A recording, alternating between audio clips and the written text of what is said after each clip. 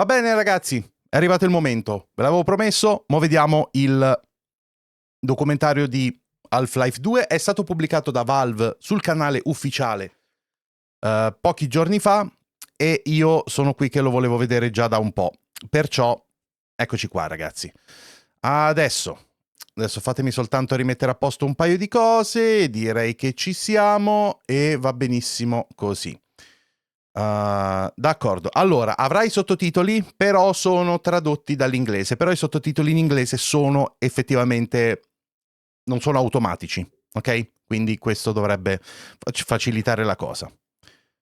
Vai, eccoci qua. Half-Life 2, documentario per il 20° anniversario. Pronti? Si va.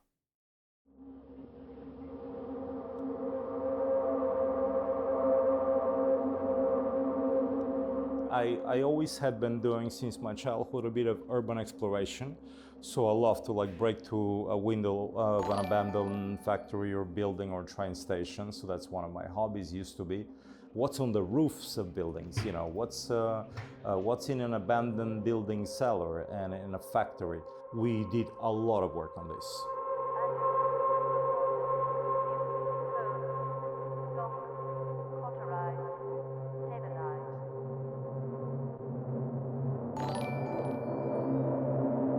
At the time when I did my first photo shoot of the Austerlitz station, it was under construction. But then there was no security guards, no fences, even you can just walk and see the broken textures and layers of paint and brick and history. And it was just so cool. Scusate, eccomi, scusate, audio. Grazie mille alla sub con Prime, sì, Half-Life 2 su Steam. E sì, è disponibile adesso, potete scaricare gratuitamente. And it just goes back luckily, coincidentally, to the exact same state where I shot it 25 years ago actually.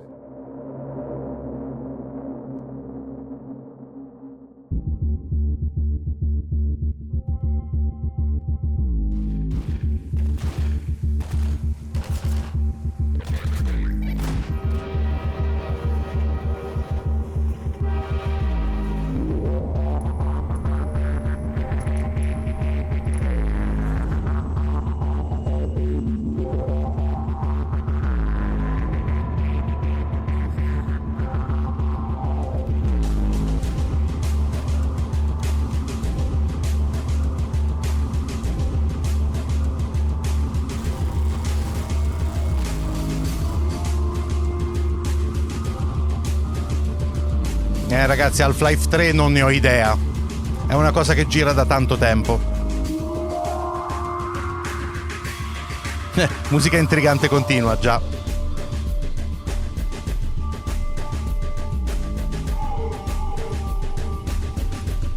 Abbiamo intervistato gran parte del team originale, ma la storia dello sviluppo di Half-Life 2 è più complessa del primo gioco.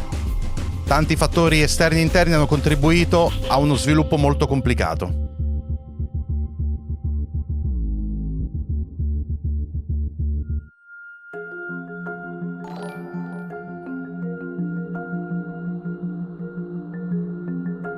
Capitolo 1. Alzare gli standard. Oh, Gabe, salve. Determining whether or not we could actually make video games at all.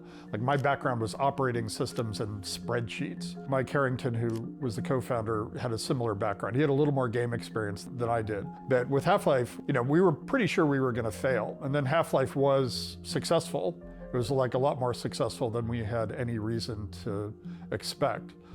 And now we had to follow it up, right? We didn't want to have a sophomore slump. We didn't want to be a one and done kind of company. So now we had the terrifying obligation to our customers and to our fans to somehow advance our game design skills, our technology, all needed to level up for the second game. I think a bunch of us were really shocked by the success of Half-Life 1. We were this young, unproven company. I don't think any of us really knew what to Ai tempi di Half-Life 1 la compagnia era ancora molto acerba. We had already set the bar pretty high for ourselves. So during Half-Life 2, what we were really trying to do is take advantage of the visibility that Half-Life had created for us in the industry to continue to hire the best people that we could find in the world. It just got easier.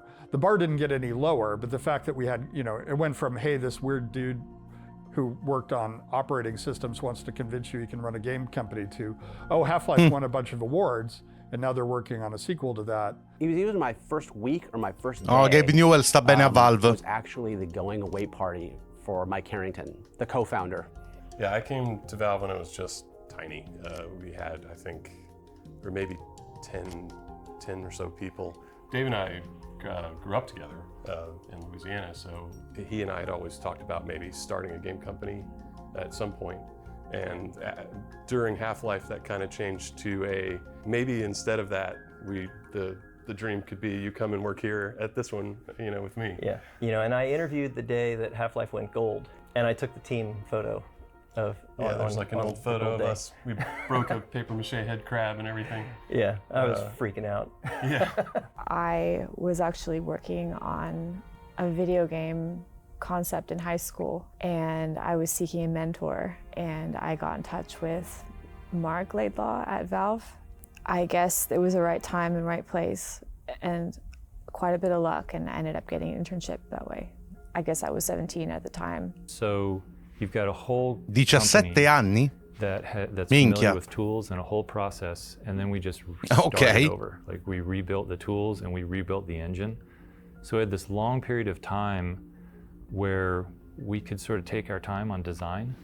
And so we spent a lot of time working on story and just trying to figure out how to make this thing bigger, like somehow more epic. And those discussions eventually led to this idea that, so in Half-Life 1, you open this portal, some strange rift to another dimension. And we thought, well, what if that broadcasts this signal to the universe that's like, oh, there's this planet there, it's free air and water. And so then we sort of came up with this idea of, well, there's this mega organization that's resource starved, and they're just gonna come and take it if they can. How many years passed between? 6? Yeah. So I would say the first 2 years, we tried a lot of things. And a lot of those story arcs that we had initially didn't have really any carryover from Black Mesa or any of that. There was originally going to be three different alien races, like the bugs or religious ones, and the antlions actually came out of that bug race that was supposed to be a much bigger part of the game. It had 3 alien races, the warrior aliens, the insect aliens, and the spy aliens. And it had like a Prague-like city, which ended up being the closest thing to City 17. In a lot of ways, it reminds me of writing music. Everyone was sort of riffing ideas on, well, what if we did this or tried that? I remember we were really ambitious at the beginning. I remember we designed, 4 cities? At one point, Prague, Jerusalem, Chicago, Los Angeles, I believe. We had an Arctic base, an underwater base, an icebreaker ship, an airplane sequence that crashed into a high-rise, which we cut right after 9/11. We had several combine bases in the wasteland. We had the air exchange, which is where they were taking, the atmosphere from La in Earth. verticale su We had, YouTube. Se vuoi la training 16 anni and vieni so su on. Twitch. So we really obviously had to scale back what we were trying to do, but that's okay to go a little bit nuts at the beginning. I saw it almost as like sophomore anxiety, maybe, oh wow, we have to surpass Half-Life, and Half-Life was important, and so it was like this unbounded ambition. And we kept asking ourselves, and Gabe kept asking, well, how is this Half-Life? Where, when you have a silent first-person narrator, you could tell people this is Gordon and throw that. Per chi se lo sta chiedendo è il documentario su Half-Life 2, yeah, ragazzi. But unless the environment is telling you that that's the case, you're not. It's very arbitrary. So we wrestled with that a long time. Slowly, the sort of grab bag of characters we had, we started to feel like there was connections between them, and then at some point we realized, oh, we could make this out of the science team, the survivors from Black Mesa, and suddenly that idea, for me, it was the idea of it's a science team. That suddenly, you could put those guys anywhere, and because they have like a familial interconnectedness and they recognize Gordon, that will make you feel like it's a continuation of this story. Like obviously Alex was totally new to that universe, but she had a father who had been at Black Mesa, and he and the other scientists were friends, and they had extended their relationship into this new world that you were in. That was kind of the click, was the science team, and that was a while till we got there. You know, much like the first one, where all the contributors were really collectively deciding on the direction, is we were really making a push to grow the team and hire new artists. You know, Zabi Ing was an influential early contributor. Preferisco il primo. Guarda, io ho passato troppo tempo, ragazzi. Una cosa però è assolutamente certa, Half-Life 2 non è stato solo un prodotto di successo, ha proprio cambiato il mondo dei videogiochi. I mean, really the helmets, which I think are kind of one of their defining features, was based off some gas masks from Europe that I had seen in some reference. I remember doing early concepts of the new HEV suit, like what's Gordon gonna be now? And I had kind of just started, and so I was like, I'm gonna make this my own. It looked, I guess, kind of like the still suits in Dune, but black and a lot more belt buckles and latex. And Gabe was just kind of like, what's this? Like, it's Gordon. Italianese, grazie mille della sub. I'm excited. It's like, why is it not orange? You know, it's like, or something to that effect of essentially like, why are you giving up this iconic part of the character? People love it. Yeah, people love that. So what are you doing? And it's like, you know, I was like, yeah, I guess he's right. So we kind of went back to the drawing board and ended up with what shipped. And we had like, I don't know, so many creatures that we tried and abandoned, you know, not because they were bad, because we had better things to pursue, you know, more like there were the sack ticks, the cremator, the crab synth, the stalkers like as an enemy. We had a little bit in the game, Yeah, right? we shipped the stalkers, but not as an adversary that you fought. Yeah, there was definitely. Vi fai combine dove si firma per accedere a diventare uno di loro. Biological versus how synthetic a lot of the creatures in Half-Life 2 were, and I was always hoping to get to a space where it was ambiguous, you know, where you couldn't quite tell if this was created or if it had grown or if it was natural or synthetic. There was some synths I did that never shipped. Actually, we did ship them. They were at the end of the game when you're going through the Citadel. I had designed these synths that no animator could figure out how to actually move because they weren't built to move. And much like some of the environments that we've seen, you know, released in the leak that were very dark, some of the early Half-Life stuff was also very dark. But at the time, video games were very dark. In the interim, before we hired Fletcher, and before Victor was there, because it was the old environments, right? I don't remember how it came about that they built this level, but the idea was there was some looting going on. And the idea was you're in this little alley and you see a citizen, you hear a voice saying, TV! Bring TV! They just got into the TV store, and there's citizens and the cops are fighting, and you see a citizen run past you holding a TV set, and he goes, get one, get a TV, get yourself a TV. And then he runs off down the thing, and you go in another courtyard, and there's a cop with a nightstick and a citizen, and they're like having a fist fight. And it's interesting because the NPCs are negotiating their bounding boxes, and there's some animation like how difficult it is to contact. We captured everything. We took pictures of whiteboard design sessions. There were really crude drawings and ideas. Do not erase, non cancellare. Ti immagini? Non passa settimane. Poi uno arriva, vabbè, cancelliamo la lavagna. You know, those things were just so fun in the moment. Erano tanti anni fa, Survive, right? The other thing that was really memorable is I remember we started making the world really dystopian, really dark at the beginning, and some of the concept art shows that. We didn't think players would enjoy spending 20 to 40 hours in such a dark and a kind of oppressive setting, so the game lightened up considerably over time, but you know, still maintained the feeling of la storia dall'altra parte, The Combined Rain, sarebbe intrigante in effetti. And streamline them. You know, instantly I think we were friends with Mark Laidlaw. We had a common sort of vision and fantasy to create a Orwell-like city And then slowly, you know, I brought context behind that.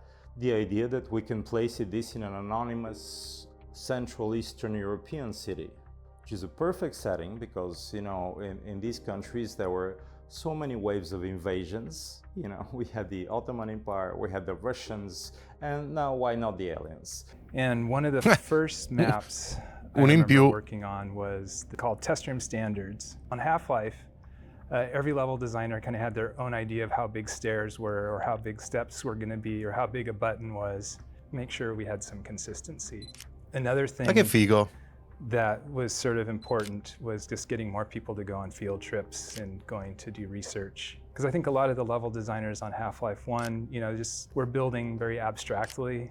And so we wanted to have some more grounding in reality and have more realistic proportions, and also just get textures were going from hand painted to more photographic. And so we would go out and collect a lot of the pictures for those textures to start building for our new library. I joined Half-Life 2 probably a year after it had started. I know that it was at least a year because I was put on Borealis, which was like everybody else had disowned. But then I came along and said, oh, well, I guess this is now your problem. So I started on Borealis, and of course I failed at that too. That eventually got cut. Yeah, so I came in having had experience doing game AI. I was at Looking Glass Studios. Probably the biggest thing I did there was a lead programmer on Thief, the Dark Project, the AI for that too. And actually my first thing is they handed Borealis to me to do after I'd finished? To do the AI for the guy that you're supposed to walk through the Borealis ship with. There was a bunch of work put into it. We even went on an icebreaker ship to get reference. As soon as we started to put it together, we realized how unbelievably tight the space was, and you could never make any kind of really interesting combat in it, and so it just withered on the vine right there. I mean, when I started, there was that document that was the tech wish list. Yes. It was just this very bare bones bullet list of tech features. And I mean, I think it was like 6 years of work to build that tech list and then realize it into a product and leverage all the implications of it, you know? So this was a main feature that the light felt very, very realistic and intuitive because of the source engine and the collaboration between artists and engineers. Ken Birdwell, and he was a fan about photography and getting the lighting right. The math that we were using was wrong. And not only that, the math that everybody was using was wrong. And then as I started to correct it, and I realized just how bad it was, and then I fixed it, and suddenly everything looked great, I had to go tell the hardware guys, the people who made hardware accelerators, that fundamentally the math was wrong on their cards. That took about 2.5 years. I could not convince the guys. Finally, we hired Gary McTaggart and Charlie Brown, and those guys had enough pull and enough. I have a fine arts major. Nobody's going to listen to me. Charlie and I met at college at the University of Florida. We were both getting computer science degrees. Yes. I ended up dropping out to go work at 3DFX as employee 11 there, and then I think Charlie, you actually graduated, didn't you? I graduated and then followed you, and I was 17 there. Yeah. I was 17. There were three kind of principles. One was to make something that was immersive, visually really rich and appealing, something more like you would see in a film, and the art direction and the technology to make that happen. Second one was to have characters that you cared about, so basically that could react, emote, that mattered in the world instead of just being signposts. Third was to have a responsive environment with physics that mattered. I think that I, maybe more than other people, realized just how big of a task we were setting for ourselves. So I was a little bit daunted by that. We felt the pressure from Gabe actually to double down and make something even grander than Half-Life 1. Therein lies the sort of a little bit of the trap of Half-Life 2's development story, which went from being a pretty quick, let's figure out how to do this, to like a 6-year, slog. Yeah, and it was 6-7 days a week, 10 to 14 hours a day. yeah, we're going to cut your feature. Sorry, it's just not worth it. So I ended up being really the point person working with the FBI. I remember coming in that morning and figuring it out, and it just felt like someone had just punched me in the gut. What's this mean? Like, can we still keep working on the game? Like, is someone just going to release the whole game tomorrow? I definitely was not shielded from that. You know, I remember one conversation with Gabe, which is like, he was like, so how fucked are we? Yeah, we're kind of screwed. The company was pretty close to going bankrupt. I was pretty close to going personally bankrupt. It's like there was no money left. I can't think of another case when that happened. Yeah, a real bullshit move. Are we allowed to cry in this documentary? That's what I want to know. È stato un bel casino all'epoca, me lo ricordo anche se vagamente.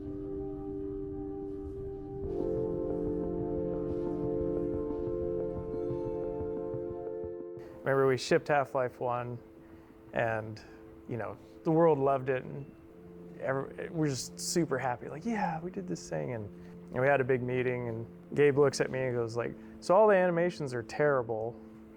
How are you going to make Half-Life 2 better? In Half-Life 1, we made what were at the time significant improvements, but still they were fairly robotic. Ho completamente rimosso tutto ciò. No, so vabbè, questo è and do a huge amount of work on the animation system and on the facial animation un bello system, scandalo all'epoca. offering tools that allowed you to do it. Well, end of the line. A lot of this was level design, like figuring out how to build atmosphere. We knew that we wanted to start you off seeing the Citadel right away.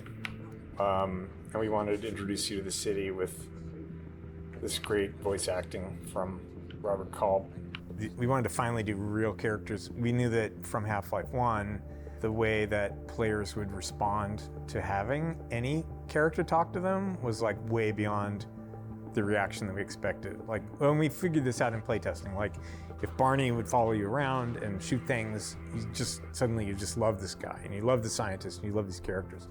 So we knew we wanted to just bring that like way up to the next, like levels beyond what we could imagine. And the theory was if we could make a character who could act realistically, that would help the player make an emotional connection to the other characters in the game. And at the time we decided we were going to do that, not only did none of the technology work, but I would go talk to industry professionals and they would tell me not to bother because you couldn't do it. Luckily found a research work done in the 70s by Dr. Paul Ekman. And he had just broken down how the face works and how humans make expressions. And he had this incredibly wonderful formal clinical description of what a face does and the sorts of things that normal people do with their face. I tried this experiment with putting a grid on Scott Lynch's face. Pensa tu che roba. And shooting him from Questo non me lo sarei mai immaginato. immaginato. So we could get points from this grid in 3 space for the geometry, and we got shots of his texture, and we found a good way to model a reasonable head, of his geometry, and then project the texture onto it, and then abstract it or stylize it enough so that it didn't look totally photographic, but it looked like a kind of a real person. Occasionally, when somebody hears the history, it will, generate a light bulb. But no, I don't get accosted. No one's asking you for beers or anything? No, or buying me beers. We added Ken's eye tech to that, which was amazing because he really modeled and he went deep into the research of how eyes work. Eyeballs was about 9 months, just on eyeballs. But you have to do each step. You have to get the shape of the eye right. You have to get how the eyelid gets pushed by the cornea and the ball of the eye. So as your eyes move around, your lower lid, your upper lid, all of those get shifted slightly, and it's all automatic. It was wonderful. The day I got it working, the characters went from looking like interesting dolls to, Alex just looked at me, oh my God, this is working. They would ask for surprising things at times. Minchia. Like they wanted really fine control over looking at. Sì, con la tecnologia dell'epoca, mio Dio. What direction the actor is facing, so you had to figure out things about, maybe the upper body needs to turn and the head needs to turn and the eyes need to turn.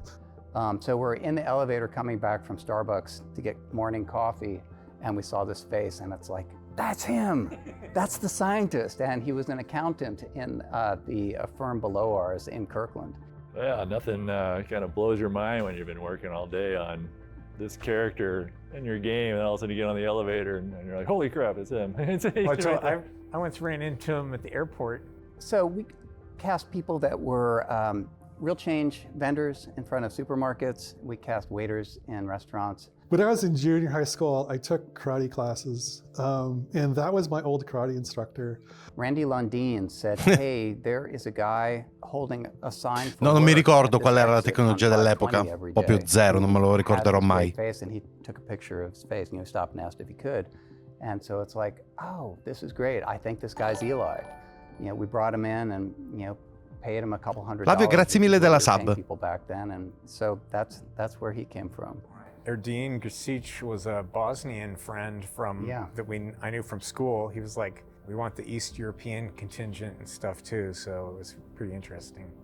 We wanted anybody to feel a part of the world when they're playing it as a player, and so, you know, we found people from pretty much every skin color, different ages, male and female, equal numbers of males and females. Sadly for them, they all had to share the same voice actor. Sadly for us, too. We dropped a crate of rockets coming across the plaza. We hoped for one more fighter to help storm that barricade. We never dreamed it would be you. Probabilmente non c'era il budget per qualcosa in più. Prototype that we did of Forse, non lo so. Però il budget ce l'avevamo per altre cose, quindi per un po' strana sta cosa. We kind of had to make that work, you know, and put everything we could into it at the time to test all the technology, and then know from there what can we do, what else can we do with this. Turning it into a performance. Inclusione è sempre stata, ragazzi, sempre. Just audio, radio play kind of thing. Yeah, I mean, that was the point where that scene was where it all started to come together, all our theories and hopes for what the experience might be. And it all went completely smoothly. It was out of the box. It was amazing. The most difficult technical aspects are really kind of boring. They're okay, the character is running through AI and now they need to jump in and do, you know, hug another character. Now they need to pick up something from the desk, and that thing on the desk can move, and where the character is can move, and where the player is can move, and everything about this whole scene can move dynamically. And to get to that stage where it just looks right is this huge technical challenge and artistic challenge. But once it's done, it's just amazing. Lo credo bene, Cristo. Gordon, snap out of it. You're staring at me again. Warming up nicely. Are you sure you don't want me to swap out the polarizer? I remember when we got Fletcher on, and he would kind of teach us about how they did things at Disney, and they would bring in acting coaches for the animators. What does sarcasm look like? Certain expressions, and there's a timing to those expressions. And Sì, Allen, lo so. Scene with multiple characters, it's not always the person talking that's doing the acting, right? Everybody's acting. You know, even though you may be looking at Kleiner because he's the one talking, every character in that scene around you, behind you, they're all doing stuff because not everybody's going to be looking at the same place. Yeah, I remember even just like when Alex teleports and then you see her show up on the screen, right? Oh, that was and incredible. Heads over, Yeah, gives it was him a great. gives him a quick kiss, and what? Yeah. Like it tells you so much about the relationship without having to say, "Hi, Dad, I love you," and all Right. this extra like heavy-handed stuff. So. Jake was a random demo reel that was sent in. That was incredible. Jake was incredible. Jake was incredible. Yeah. Like, miss that guy. One of a kind. Yeah, miss that guy. Amazing technical animator. Yeah, I mean, Jake was one of those guys that, you know, whatever needed to be done, he would figure it out and just make it happen, you know. With it, It'll just get done correctly. I think also the context of when all this was taking place, like the problems that he was helping solve were just things that weren't being done. Even something as simple as Ma grafica da Switch pensa, in realtà è un mega complimento. Che era 20 anni fa sounds questo. super simple, but actually really complex, especially back then. Yeah. And so he really helped push, like, how do we even do this in collaboration with the programmers? Zabi wanted to do a goo thing, So I worked on the shader for that. I did the stuff for rendering that and all the little monitors everywhere that showed other scenes. I did the refraction shaders and the supporting code for that. The shaders didn't really have conditionals or loops or anything like that, so we would unroll it all and compile a bazillion shaders. It got to the point where it was so many shaders and it took so long to compile that I think Mike DeSalt implemented distributed building system. Everyone's machine in the company was running something that could sit there and compile shaders all the time or do lighting for the levels or whatever. It's all like any opportunity to kind of add to the visual storytelling, I think was... Yeah, and I think we hid the first G-Man sighting. He was one, that's right, he was one of the monitor. It would flip to him. La cosa brutta è che ho dei ricordi che sono veramente parziali e confusi di Half-Life 2. Ho proprio a pezzetti, maledizione. Passato troppo tempo. Industrial and bureaucratic. And this is much more intimate. He's always over your shoulder, watching, waiting for the moment to speak. That's where I think he lives. My name is Mike Shapiro, and I am G-Man. I am also Barney. And, you know, Barney's not, he's not that far from, you know, G. Gordon, like, he's not that far from where I live. Su Switch non dimenticherò mai MK11 per Switch, ma che schifo. Ma ce ne sono stati anche dei bei porting. He's just such a good guy, you know? Not necessarily the most capable, but just really there for you. Get that thing away from me. Here, my pet. Hop up.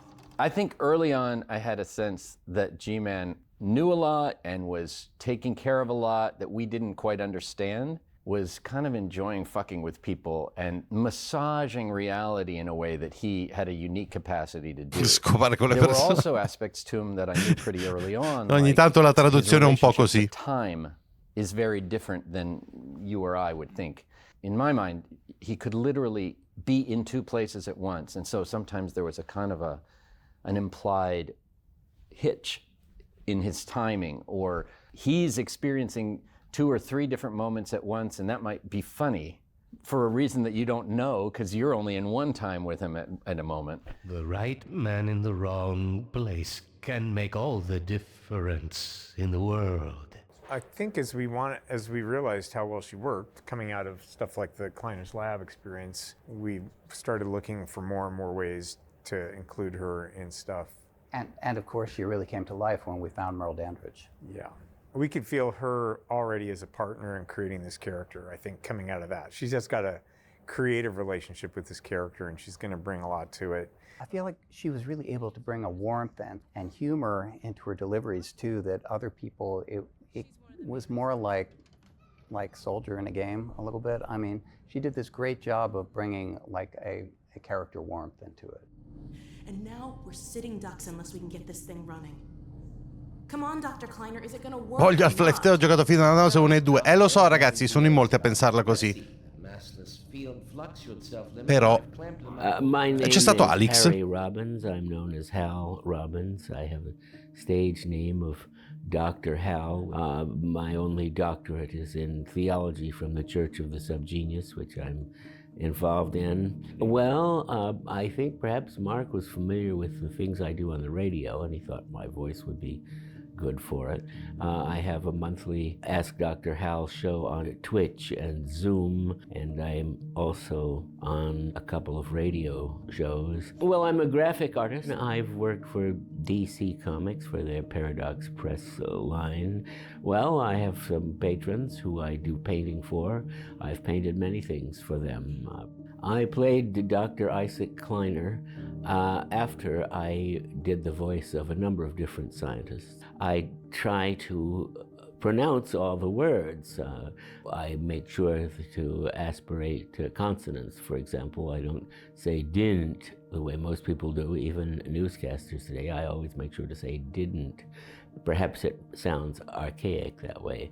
Mark wrote archaic expressions into my dialogue, and I would say things like, oh, fi, and so forth. No, not not up there! No! No! Careful, Lamar. Those are quite fragile! Oh, fie. It'll be another week before I can coax her out of there. Yeah, longer if we're lucky. Barney, you're not an animal person. It was always pleasant. I was always well treated. They were always. Il gioco VR non poteva mai essere un Half-Life degno per quanto poteva essere bello, e invece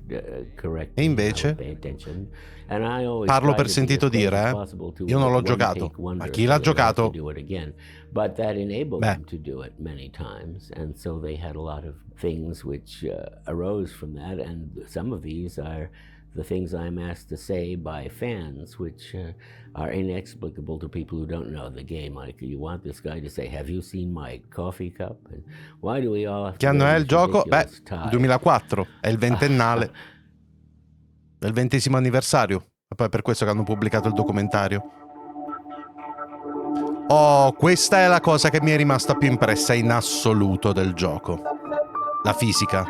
So in the same way that we thought it was important in Half-Life 1 that when you shot a wall, that, you know, we put decals on the wall to indicate that you shot it, we wanted to say, okay, what happens when you throw a grenade at a bunch of boxes, right? The world itself needed to be more reactive to everything you did. We used some third-party code, but Jay Stelly was the one who really wrote the wrapper on that integrated it. And physics was even Sì, purtroppo è vero, il VR ha i suoi limiti. Once we got over the initial thing of like things falling over, and we started adding breakable objects, things you could script and hammer.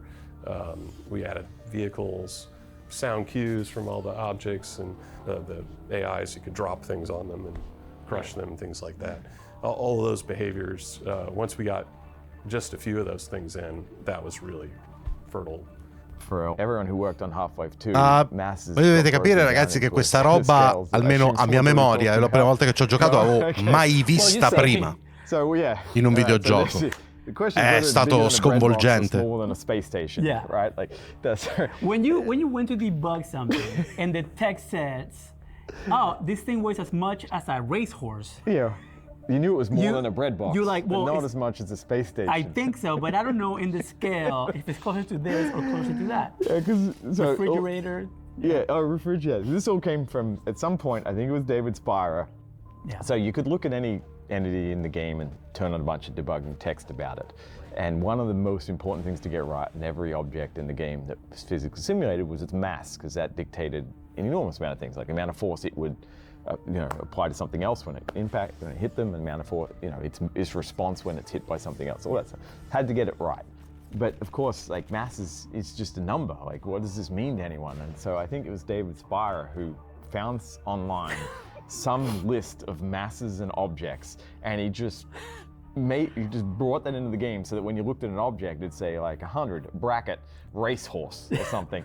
And so over time, like, you all just got that locked in, and because it was like a logarithmic scale, it went from things like, bread box, paint can or something, up to like space stations. Yeah, the moon. You're like, what? So, what do I do with this? At this point, it's just keyframe at that point. Yeah, so there would be many like conversations where we'd say, so I don't know, do you think that's more like a racehorse or the space station?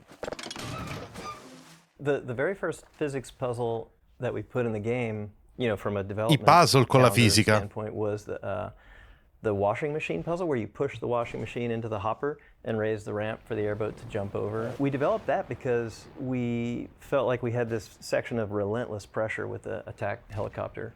Watching players play test, we felt like they needed relief from it.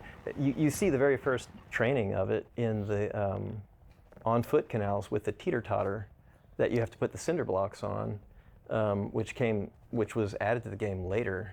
Beh sì, Counter-Strike è stato sicuramente molto ispirato. Levers and balance and create paths for yourself. And then later the buoyancy puzzle, we added that one after the washing machine puzzle. And it was just kind of like, oh, you can connect masses with invisible pulley systems and then build little machines that way. I guess at first, right, the gravity gun was kind of this, we weren't even sure we were going to ship it in the game. It was like a development tool. And so it was like this beam, you could reach out and grab things and pull them toward you or reposition them. drop them, grab them from another point. Mamma mia. But then we talked about simplifying it. È la sensazione, dovete capire quanto cavolo era assurdo. And where could we go with that? And the first draft of Ravenholm wasn't really about physics so deeply, right? We ended up reorganizing the game to put Ravenholm after you get the gravity gun. Originally it was before. You would park the airboat at the dock of Tanto sa che è andato a modo ufficiale di Half-Life. Ah, me l'ero scordato, è vero.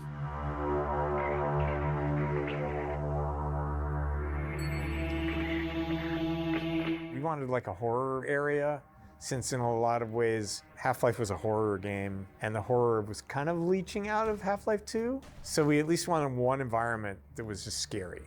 And then we had a design meeting where Doug Woods said, preacher with a shotgun, and I was like, oh, yes. The important thing to know is we didn't sit down and design Ravenholm as the tutorial for all those things. It kind of kept getting things over time. And then after we got more physics working, we had this idea that there would be traps for the zombies in there that were physics. And there were a bunch of them, and they didn't all make it into the final game. And then some of them did work though, and we had to build a system for cutting the zombies in half once we added the propeller traps, and we had to make them the right height so you could crawl under them or the zombies could crawl under them. And then someone had the idea, well, what if the top half can keep going and it can get you under there? We tried that and that was great. Someone had the idea of saw blade, and Ravenholm already existed, and we ended up based on this behavior happening in another level, built the saw blade and went and put it back in Ravenholm. Ravenholm was probably some of the most fun I had working on Half-Life 2. The whole idea behind Ravenholm, and that we were going to starve you of ammo, sort of forced them in a position where they have to rely on physics. Sì, è vero, al giorno d'oggi non ci sono così tanti giochi che usano la fisica. Anche perché devi farlo bene. It's going to take him 30 more seconds to get to me, but he's got a barrel right there. What if he could? Se no diventa veramente frustrante. Something that was just we have physics now. This would be a cool thing to do with it, and it'd be a thing that would make sense and a thing that would be scary and fun. One of the things that John was extremely strong at was little touches, I think we called them puzzlets. We did call them puzzlets. They weren't puzzles, they were puzzlets. Yeah, it's this little thing that takes you between 5 and 60 seconds to resolve, and at the end you enigmini. And it was really a big part of making sure that minute-to-minute gameplay, as we called it, was interesting. Yeah, he was good at that. We actually did this as an exercise of okay, take all the elements in the game and have a grid of rows and columns of all those elements, and make sure that there's a meaningful thing at each intersection of those cells, so that everything has a meaningful interaction with everything else. And where we saw empty cells, we would actually design a thing. Yeah, is there something we could do there? Yeah, barnacles plus grenades or whatever. Okay, we need to make sure that they'll eat the grenade and then blow up. The reason we build these scripting level design tools, it's just, it makes it accessible for all the people on the team, if you can't write code, to put something together, try out an idea, see what we can do with this. And the entity system's no different, right? A lot of things the level designers just want to, I have this idea for something that could happen. Is that fun? Look to your own salvation.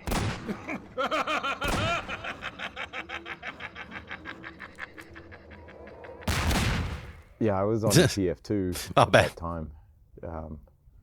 And I don't remember exactly. I think it was during 2000 maybe? Someone else has probably told you this and got the dates actually right. But at some point we all jumped from TF2 over to Half-Life 2. I feel like that marks the sort of... No, ma all'epoca fu un'impresa titanica perché molte di queste cose non c'erano, era davvero la prima volta che le facevano. E questa è la cosa importante.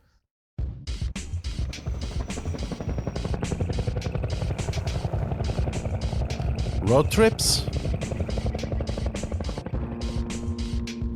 Actually, the first thing I got told to work on was a jet ski. Sì, ecco, esatto, pionieri. I spent 3 weeks trying to figure out a jet ski in first person. Anch'io ho grossi vuoti di memoria per Half-Life 2, per esempio, e per tante altre cose, purtroppo. Passato troppo tempo. Out of frustration, I just made the airboat. I don't know, maybe it's the Florida bit in me. So Charlie Brown had worked on the airboat, and then we picked it up, a different group.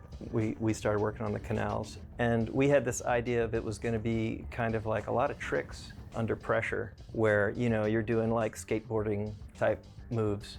Sì, c'è ancora gente che ci gioca. Basically said, I'm playing the canals and I'm trying to do these tricks and I'm failing, and then I'm getting shot. And he's like, I want to be like Smokey and the Bandit. I just want to be smashing my way out. We did this whole other pass of the canals where we dialed down the consequences for failing the tricks, and we dialed up the feeling of, power. Some players absolutely refused to really stay in their airboats. They wanted to get out and look under every rock, behind every tree. For those players, we had to craft enough density through the lengths of the canals to keep them entertained and happy. And then there were people who just wanted to smash through everything and treat it like a racing sim. And so the game had to be fun and interesting for them, and sometimes that would clash. If you stop here, we're going to give you a reward, basically, either a narrative reward or like an actual in-game reward. The Lambda caches, the Lambda signs, we use them away a lot more in the canals, and part of that is literally because we did it afterwards. I'd worked on coast maps, and we didn't have that yet. The canals are restrictive because we want you to drive this airboat through them, and we've got all these fun things to do. Like you could jump over things, you could smash through things. The worst case scenario is you're trapped with people who have guns and they're shooting at you, and you don't necessarily have a way of shooting back. So, Bam! that led to, well, we need to add a weapon. Ecco, questa sensazione me la ricordo bene invece. The helicopter was such a persistent pain in your ass that we really wanted to put a bow on that whole experience and give you some vindication, some, vengeance, where you get to now hunt the helicopter. So as soon as we attach it, one thing we really intentionally did is you start to drive down the tunnel and the helicopter pops down in your face and it's blocking you, and you have no choice but to just shoot it if you want it to go away, and then you see it flee. And so it's like, oh, okay, the players could connect the dots, right? Now it's my turn. So the next sequence is all about chasing the helicopter down to that final battle at the dam. I remember we worked pretty intentionally to make it the ultimate showdown between you and the helicopter. Infatti, di nuovo, per chi lo vuole, ora su Steam è gratis. Ve lo potete accattare così. It accidentally did this thing where it just spit out a ton of bombs, and we're like, that is awesome. Keep that. Make that part of the fight. We tried to make it as action intensive as we could within reason, right? That battle was actually, in a way, we designed it to be a final exam. We unraveled those elements into the levels beforehand, right? You learned how to dodge bombs, you learned how to shoot at it, and you learned how to shoot while driving. And then we throw those things together at you with a little bit of a twist. Canals was sort of like a crucible because a lot of good things came out of it because it was such a difficult design problem. The easy thing to do is to make a punishing design where you just say, you can't go here and we're going to shoot you and force you to fail and fail and fail until you get to see the next part of the game. It's much harder to create something where the player feels there's an evolution, they have some power and some agency, so their skill is being rewarded and they can be creative in that restrictive environment.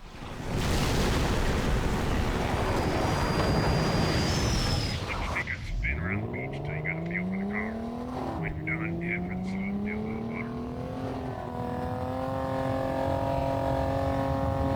butter. So basically had a whole car engine down to through transmission, down into gearing and differentials and turning the tires. But then it turned out like, oh, we can really only go 15, 20 miles an hour.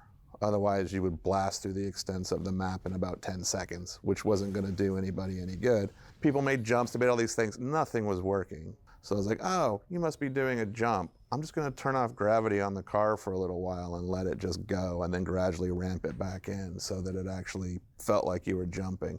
It was interesting how the dynamics of the buggy was so much about the perceived experience versus how it actually performed. It just sounds like it's going faster than it is.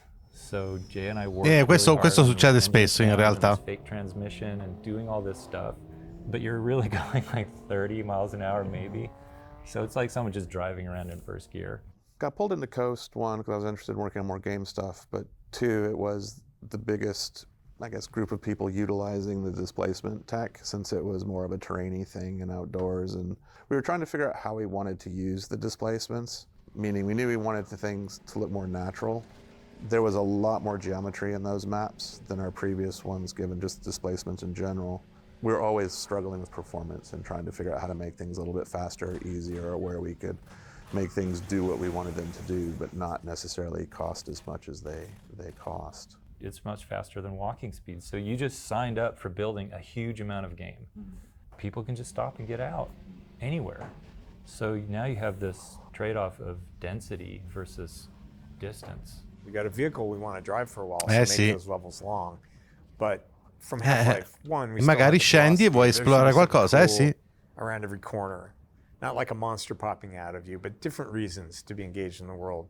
So they would dot the coastline with little towns, and you knew if you went exploring, you'd always get some kind of reward for that. It might be a health pack and ammo, or it might be a character interaction.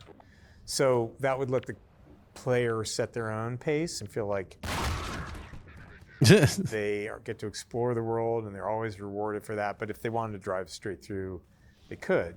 I worked on like the area where there's the roller mines first come in, and you know, you're going along a curving path, and then there's like they blow up all the rocks and drop stuff in front of your path to try and slow you down, and then you've got like a little house fight.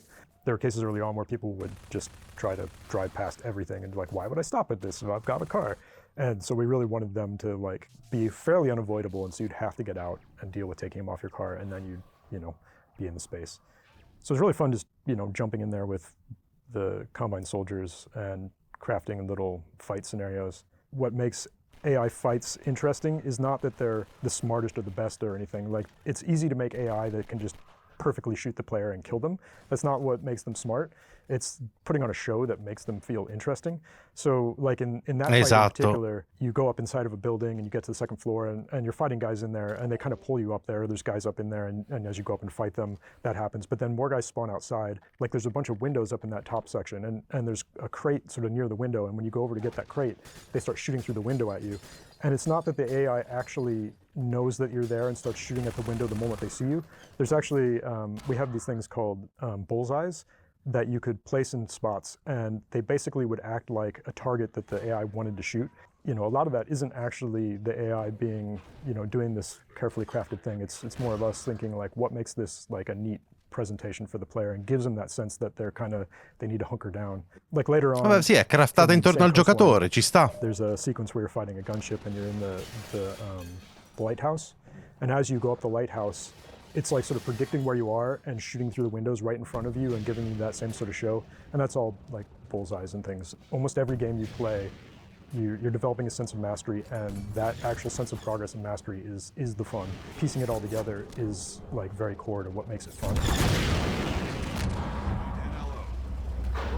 Hello, Dr. Freeman. The car's all ready for you. Hop in and I'll lower you down to the beach. We did the player drivable crane first, I think, right? And Yes. then we went back and used it again, you know, at the start. That's a perfect as tutorial.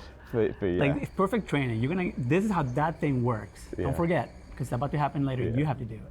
We did actually get very close to the base of a crane. You know, obviously you want to be in the crane, you want to be driving it, all these things. But yeah, we did get up very close to this crane again. I think it was asking somebody who was just wanting to take some pictures for a video game. Could you just let us in, try to act as like nice and non-threatening as possible. We need the buggy to get into a state where it was flipped, so you could have to learn to recover it and all that sort of stuff. Like, oh, we're gonna flip it over, and then you have to proceed, you have to use the gravity gun. We're just trying to wrap that in some sort of narrative instead of just spitting some text that tells you, if this happens, you know. That was, you know, I mean, the crane was a hard physics problem because, like, one of the worst case scenarios for physics is really, you know, high mass objects moving around, because they're going to apply an enormous amount of force to anything they touch. And we have a rigid body physics system. So in the real world, when giant heavy mass touches something, usually it crushes them. We can't really crush anything. So already we're in like a tricky place. The good news was we had a fixed space. We could control how far you could extend the thing, and so as the level designers could look at it and be like, these are the only things that the crane will ever really be able to interact with, and so we could be pretty careful around, right, what are the things that, che figo, sì. that this magnet's going to touch, and let's make sure that at least the physics works pretty well for that.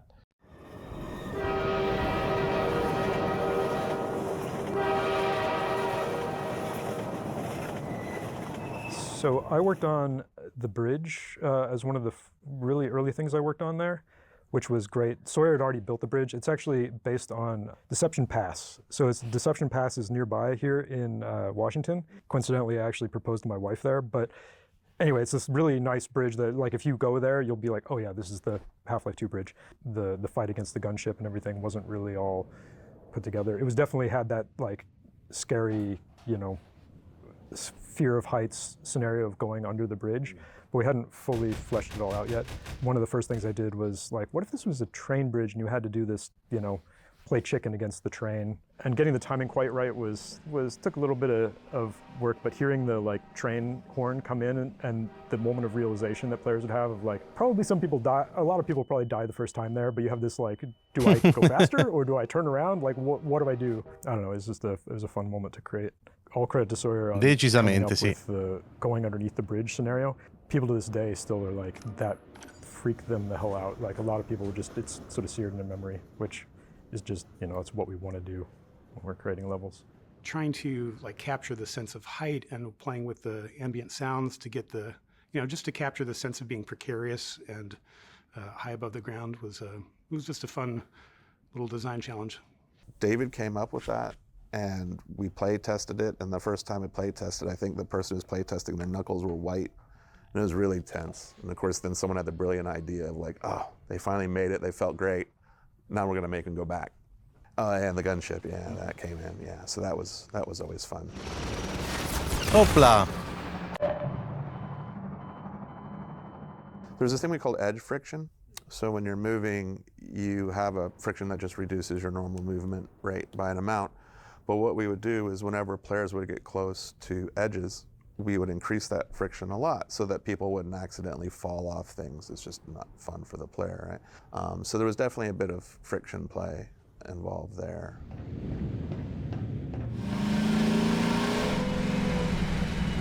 Gordon Freeman! Hurry, get in the basement. We're expecting gunships at any moment. He became iconic for reasons I don't totally understand, except the performance. We were calling that town Little Odessa or Little Old New Odessa, and then I got spam email from Odessa Cubbish. Dopo divertirci si rischia, ma non così tanto, insomma. This name is amazing. So it went straight into the game, and then John Lowry came in and acted him with his fake British accent. Damn. Let me just send a warning to Lighthouse Point, and then I'll come right up and lend a hand. So Odessa Cubbish had this whole problem of like training the rocket launcher. That was a real pain. The laser guiding aspect was just a nightmare to train, because training in combat is always a nightmare by itself, because people are under duress, trying not to die. They're focusing on some other thing that's threatening them. It's hard to observe what's going on rationally and draw lessons from it cleanly. So you always know it's going to be hard if you're trying to teach something you're trying to teach in combat. We watch a playtester, you know, they step out and they fire a rocket at the gunship, and then they duck behind cover. And so the laser dot goes onto the fence in front of them. We all hear the rocket turn around and start coming back, and so you hear it's like, basically, here we go, 5, 4, it's louder, 3. And then the player looks out again at the gunship, and the rocket goes, you know, like looks around back at the gunship, and we're like, oh! And then he ducks back again, and we're like, oh my God! We hear the rocket getting louder and louder, and he peeks out again and whips off again. An integrated part that I think has really always been important, something that Sapete quante cose succedono come queste durante lo sviluppo di un gioco? Playtest, and then iterate really rapidly on the playtest results. So you have dozens and dozens of people come through one section of the game, and you sit there painfully, silently, taking notes while they struggle and get frustrated and totally misunderstand your brilliant design. And then you go and you fix that over and over and over again. If your title is game designer and your design sucks, then it can be threatening, right? Like maybe I'm bad at my job and I should get fired, right? And so a lot of the games industry never did any testing at all.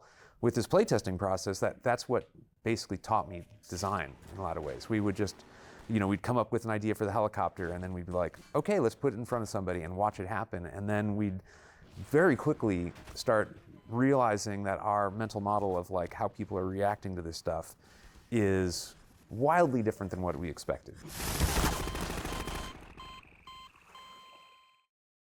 Interessante questa, eh? I joined the team in January 2000. I had met Gabe when he was starting Valve, and I was at Sierra Online. But pretty much the first thing Sierra was, Online, Madonna. Gabe was like, so Quanto tempo. when you're at Sierra, we did this deal with you for Half-Life and Half-Life 2. You need to go fix that, because we don't like the deal that we did. The intellectual property for Half-Life was owned by Vivendi. The Team Fortress IP was owned by Vivendi. So it was get back our IP, get a better royalty rate, and then have the ability to experiment with online distribution. We knew we were going to grow the team, and then part of the deal was also that we were going to take on all of the funding responsibility for Half-Life 2, TF2, all those things. There was cash flow from Half-Life. We were figuring out how to do things here and there, like expansion packs. A large part of it was Gabe tapping into his assets. He had done fairly well at Microsoft, not crazy well, but things started to get a little thin.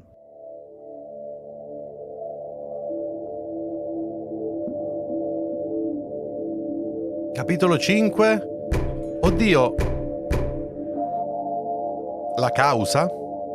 So I assume you guys have talked to Scott or Eric or somebody about sort of the context of the whole. Yes, we talked to Scott, Eric, and Gabe about it. Sierra, by that point, had become acquired by Vivendi, had worldwide distribution rights, but only for retail packaged product. Vivendi was licensing Counter-Strike to cyber cafes. We went to Vivendi and said, hey, this is not a big deal, just agree that this is outside of your license. And we've spent a little bit on attorney's fees, just cover, some tens of thousands, just cover us for that. And we'll move on and just keep going. And they wouldn't do it. I think some people at Vivendi did not like the new deal that they ended up signing. And I think there were some hurt feelings in some quarters about that deal. When we said, hey, the cyber cafe thing, you really can't do No, that. purtroppo non l'ho provato in VR, né ho ancora giocato Alyx. È una delle cose che devo assolutamente fare. Just struck an angry chord. We ended up filing the lawsuit, but really just on this narrow thing of like, hey, court, will you go just read this language and say, are they outside the license or not? And Vivendi decided to go World War III. We filed our case in Seattle, federal court in Seattle, and they hired a law firm to defend it, of course. There was some initial skirmishing about discovery. There were some disputes and motions that had to be decided by the judge, and those went all Valve's way. And then suddenly, the law firm disappeared.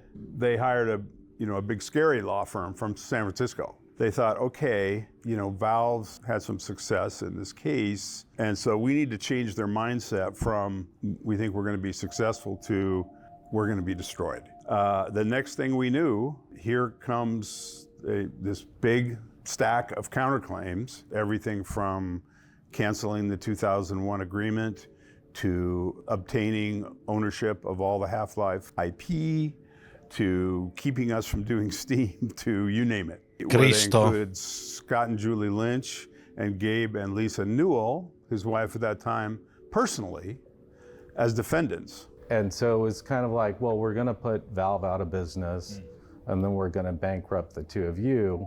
I think that was a lot of what they felt like was their path towards winning this fight. Oh, è passato troppo tempo, molte cose non me le ricordo. And be scarier if process servers showed up at everybody's house in the night and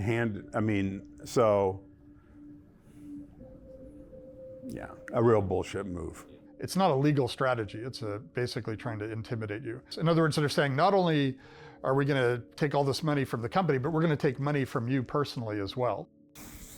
I can't think of another case when that happened. They were certainly a lot bigger than we were. Vivendi was a multinational conglomerate. As compared to us, their funding was infinite. It felt very David versus Goliath. Publishers at that time in the industry were used to being able to bully developers, right? And so this was really about an assertion of power as much as it was optimizing for a financial outcome. The tactics that they were using were trying to just run us out of money, right? So they knew how much money we were making because they were doing retail distribution of our games. And so they were just trying to crank up our legal costs as just another way of draining resources from the company. We were protected from that a lot internally, so we didn't have to think about it. They did a pretty good job of letting the team concentrate on what the team could do without worrying about the future of the company. So infatti ho subito pensato internamente che cosa deve essere stato, però a quanto pare. Shielded from that. The lawsuit was something where it's like created all this uncertainty around Ecco. whether the game's going to come out. No, è proprio quello che pensavo. Trying to use that as leverage. And so even if we finish the game, they're not going to let us release it. There came a point where Gabe had pretty much used up his liquid assets. And he was like, you know, should I put the house on the market? And I was like, yeah, I think it's the time where you put the house on the market if we want to keep going. The company was pretty close to going bankrupt. I was pretty close to going personally bankrupt. We went all in. It's like there was no money left. Like, how anxious was that for you personally?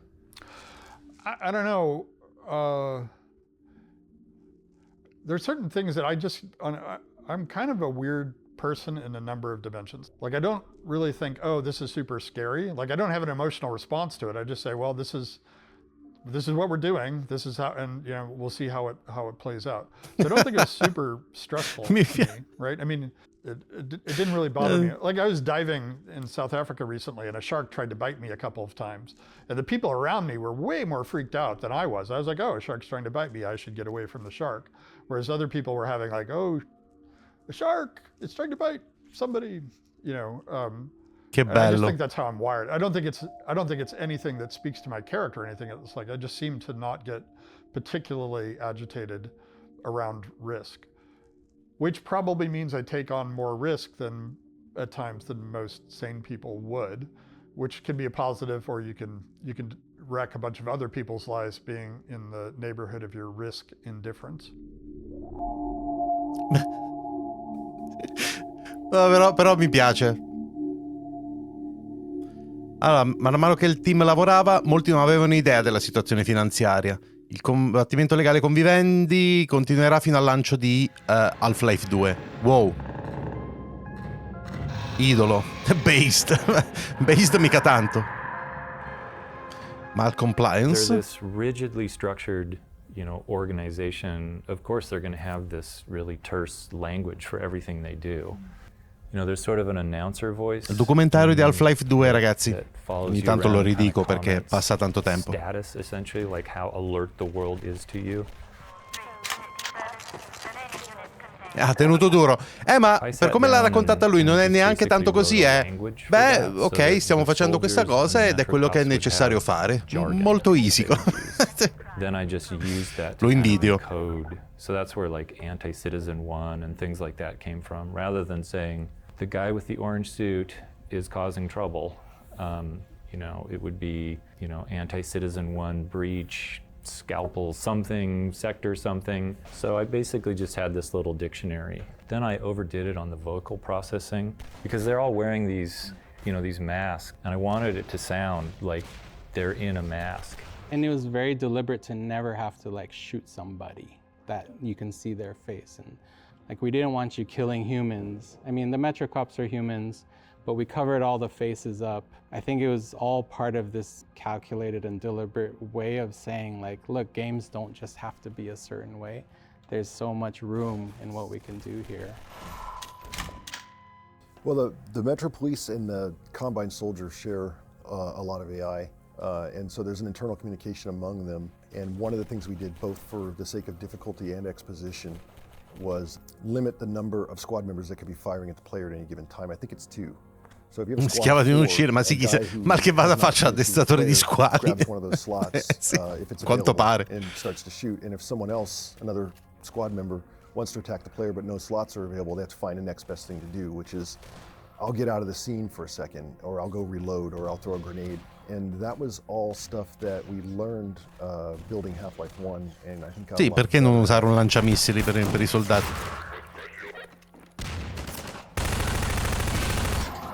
Half-Life 2 used a node graph system, hand-placed nodes by developers, and the levels would describe a really super low fidelity version of the environment for the AI to use. It enabled the level designers to sort of inject and puppeteer a little bit the AIs in ways that were just easier for them to sort of be in control, as opposed to having to grab an animator or a programmer to be able to get really cool things into the game.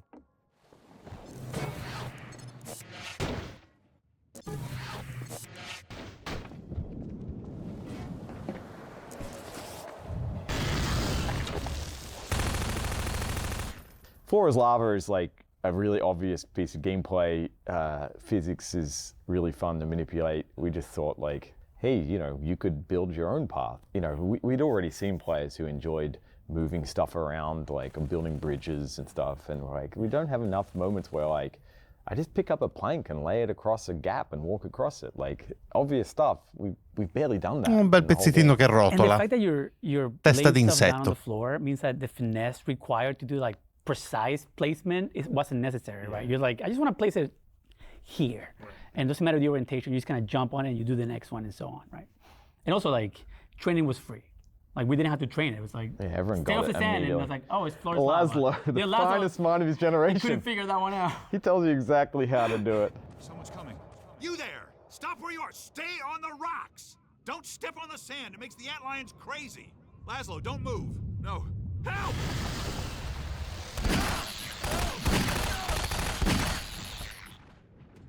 E niente, non... Poor Laszlo. Povero Laszlo. Finest mind of his generation. To come to such an end. We were heading for the Vortigaunt camp. Fortuna che ha la mente più brillante. Would leave us alone. Without Laszlo, what's the point? You just give these NPCs a name at the moment they die and let the fans fill in their whole life story and give them something to play with. The free man will have need of these theropods on the paths ahead. Gather them now. Nova Prospect and the Antlions. Non si immagina gli altri, esatto. Were really fun because it lets you experience them in a different way, and it was another classic example of getting the most value out of technology investments that people could. I remember the beach thing. The design intention was definitely to make it feel like a sort of D-Day beach landing. You didn't come from the water, but you're storming up towards these old gun emplacements, if I remember right, with Combine in them, and you're like invading the bunkers, and you're bringing your horde with you. You're overwhelming these in-place defenses. It was surprising how much chaos you could get away with. Like I remember we did a lot of tuning to make sure the antlions spawned. We had difficulties from time to time with like design some choke point or challenge or whatever, and the antlion flow rate wasn't enough to make it feel chaotic enough. Like we had an atmospheric goal too. It wasn't just about like mechanically can you overcome this. You wanted to feel like your forces have stormed the walls. They're everywhere. There's chaos all around you. And so a lot of the tuning was about achieving that feeling, not just about mechanically getting past the enemies that we'd set. Nova Prospect was different than a lot of the maps that I worked on, at least, is that in that we had some early art prototypes that were done. We have this whole concept of like zoo maps, we call them, which are basically like little art test scenes, how they would fit together, and some basic lighting. But by the time our cabal got to Nova Prospect, we knew we were coming in with antlions and with bug bait. And so we already knew that a bunch of stuff was going to change because we had to support, E la quantità di cose che si sono inventate. Combine soldiers. Antlions look great. È veramente impressionante. Like particle flex flying off, and they always look great. And so setting them up against combine soldiers looked great. Setting them up against turrets looked great. Those were super fun scenarios to work on though, because having these antlines that you could just use in any way you wanted was really fun. Like, and coming from the coast, like just the contrast of like shrinking everything down and then just piling it full of stuff was a lot of fun. Sì, è veramente figo. The first time I saw one of those, I think it was Ted Backman's concept. I just thought, I can't believe that I get to use a creature this cool in level design. Like these guys are really, really, really fun to use. I remember Kelly Bailey had created a short list, things like he wanted flocking flyers and he wanted a moving guard tower, which was the first description of the Strider, was a mobile guard tower. So I saw that and immediately understood that, kind of orchestrating the enemies in that way, trying to get the most variety and the most breadth of shape and movement and experience was the correct way to move forward. The design for that first Strider map was something I came up with and I was really passionate about. It was all about like running across and just getting like one shot in your tush, right? Just as you made it through.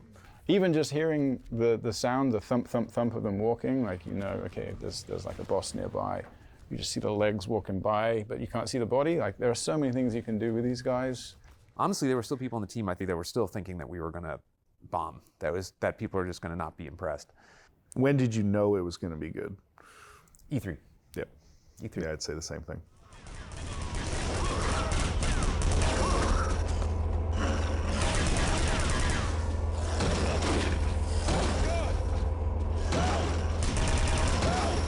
Yeah, it seems like at some point there was an E3 demo that we got together that we didn't end up showing, but at least at that point it just felt like, oh wow, we actually have made something here. We went through and made a bunch of demos for 2002, and everybody looked at them and was like, we're still not confident about this, and we don't think we've hit the bar, so we're not going to go at all. Like, they had totally planned to go.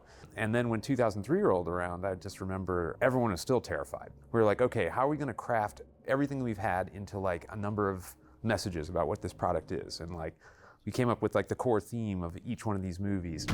Oh, do be careful. We didn't really understand at the time, I think, the embarrassment of riches that we had. We looked at it from two angles. One was a set of technical features, a sort of conceptual listing of things that we thought were important, like physics and things like that. And then the other side was content-based. What areas of the game were innovative, what areas of the story we thought were compelling, which characters we thought were worth people paying attention to. And so it was an interesting sort of marriage of which features and which content are the best showcase for all those things. A lot of what was in the demos was rendering technology, but I think the stuff that felt the strongest to most of us at the time was really physics-based. Assolutamente.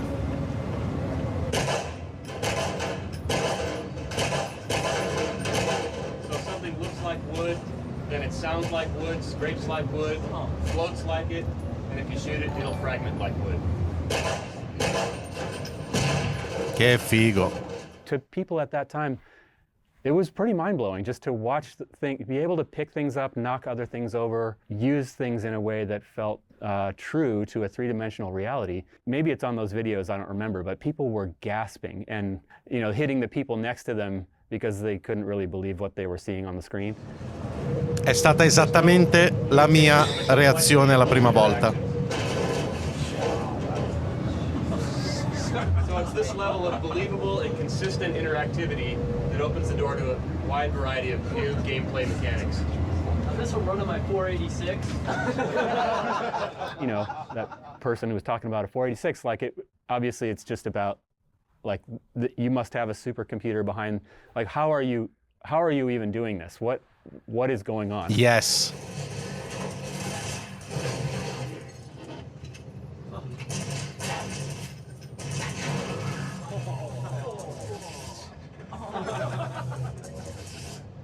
The lines outside the booth became enormous, and it was the thing that it really distorted the rest of E3 because so many people were anxious to come see our demo. And I remember seeing this absolutely enormous line with some pretty well-known people in there, right? Miyamoto was in line for this stuff, and Will Wright, I think. Yeah, Will Wright. There was a bunch of, and so then Che figata sta cosa. People on the team were just like, okay, we are ready. We can ship this game. We know we've got something good. It was really easy at that point. It felt like we were rolling the ball downhill Until it leaked. Until it leaked.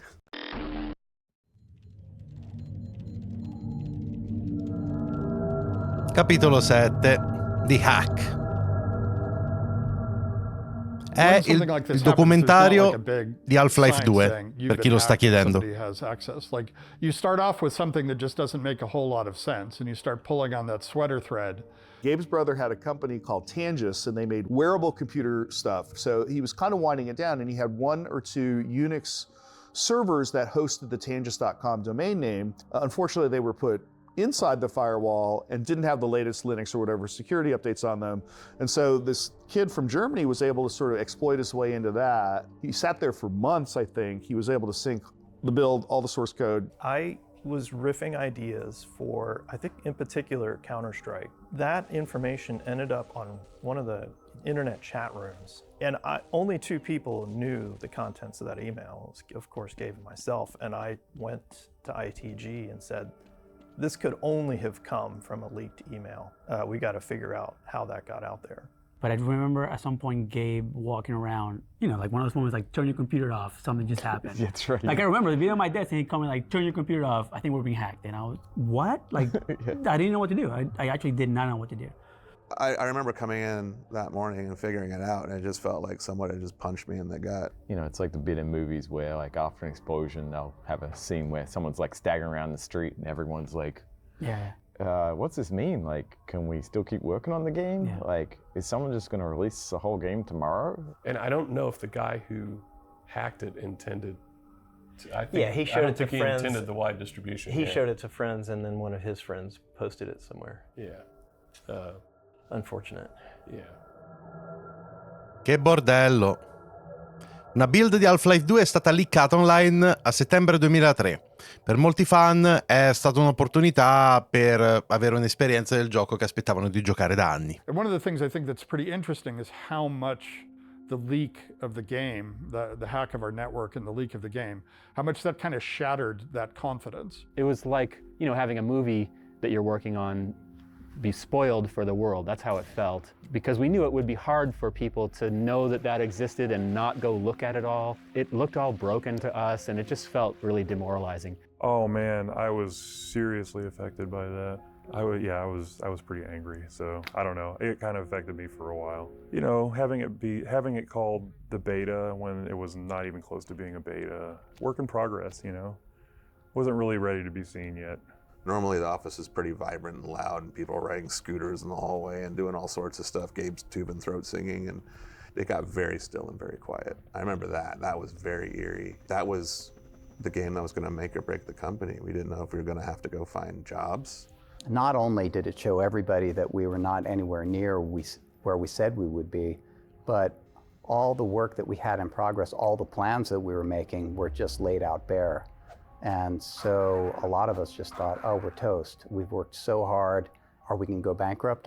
And then all that while Scott Lynch and Gabe were being sued by Sierra, their wives being delivered subpoenas. And so it was this super dark time. Minchia. So there were 2 interesting things going on. One l'intera was, build del gioco. Law enforcement and intelligence agencies, and they were doing their thing and issuing subpoenas and seizing devices.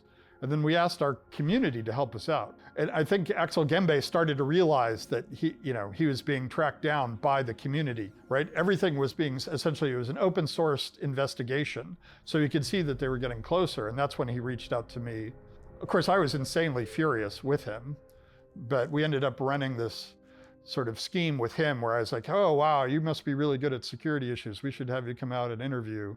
And the FBI was going to arrest him when he got off the plane. And then apparently the German police sweep in right as he's about to leave, because it turns out he's also guilty of a bunch of bank fraud and bank hacking and all that. He had hacked a bunch of huge companies over there sono as well, profondamente so they were sorpreso da already tutto well questo. aware of it. How much it harmed us financially, or like how much the success of the game was harmed by that, very debatable. You know, so it was hard for us to go through internally, but grazie a Dio alla fine il gioco spaccava il culo, quindi. Debacle after that. It just, it wouldn't have really helped anyone. And I'm not saying we should ever be lax about security, but like if we could survive that, like maybe, we'll survive anything, because at the end of the day, the special sauce was everything that happened between the moment of that leak and when we actually shipped. And if you look at that version of the game is just so not what the final game ended up being. And so even if our competition had all the source code and that executable, they're still not able to produce Half-Life 2 from it because the company kept moving forward and the company was the interesting special sauce. Esattamente. Mentre gran parte dello studio ha lavorato ad Half-Life 2 è un piccolo incubatore di quello che Valve stava sviluppando come un software che avrebbe avuto un grande impatto sulla distribuzione di videogiochi, ovvero Steam. Probabilmente, no? Gabe in particular, he had kind of a pencil sketch of an idea in his head of what would become Steam. But it was clear that Team Fortress Classic and then later Counter-Strike, it was fundamentally the thing that we were really attracted to was our ability to ship content directly to our customers. I mean, there was a set of business goals that ended up being part of Steam. Yes. Fundamentally, there was gigantesca rivoluzione questa. Game development goals that it was servicing that were so attractive to us. It was a very weird time. Like, I don't think people understand how many times we would go to people and say, no, you will be able to distribute software over the internet, and have people just say, no, it will never happen. I'm not talking about one or two people. I mean, like 99% of the companies we talked to said it will never happen. Your retail sales force will never let it happen. But also people would say, E questo me lo ricordo io. Right? People want physical copies. Yes. Like, there were so many bad Mi ricordo arguments that were tutto being made. quanto. Retail sales is not the goal, right? It's actually an impediment that it's somebody who sits between you and the customer. And we ended up going out to finding this company called Applied Microsystems. So we ended up hiring most of the original Steam team from that other company to build initially this sort of in-game advertising streaming model, but then there was the epiphany that, hey, it's just bits. Why don't we just download whole games this way? You guys go off and do it. The decision to not only use Steam to ship Half-Life 2, but actually to require Steam, even in the versions that were purchased at retail in a box, was the most interesting decision e non gradita da tutti, senza turned dubbio. out to be an incredibly Me lo important ricordo. decision for the future of the company. And a lot of us were nervous, and a lot of the people who had been at Valve for a long time, since the very beginning, were the most nervous about that decision. And so it was one of the rare exceptions to our decision-making process. Crisis, usually, and Gabe had to really Valve step è in and ottima say, salute. No, actually, we're doing it Crytek, this way. cioè il motore, cioè Crisis Lab. I Non remember tanto. coming to work in the morning, working on Half-Life 2, which meant that, by the time you go home at night, me being a 24-year-old idiot, all I wanted to do was keep working on the game. And, I started just making the game work on multiplayer, right? Mostly just working on prediction, like what would it feel like to have a gravity gun on a multiplayer setting, right? Getting physics objects to work. It was just curiosity. Scott Dalton saw me working on it, and he's like, I'll make a map, and then we play. Put the map up, we started playing in the office in between, builds of Half-Life 2, like playtest. And I remember Gabe walking by my desk, and I remember him going like, what's that? And I said, oh, it's Half-Life multiplayer. And he's like, show it to me tomorrow. And he just walked away. I think that is one of the advantages of Guarda l'occhio di uno che è, cost we always pay, ce ne vorrebbero decisamente to di keep più. our code in a single code base. So when we're working on TF2 and Half-Life 2 at the same time, at that point, we're paying this continuous cost in Half-Life 2 for the fact that it's built upon an engine that's designed to do multiplayer.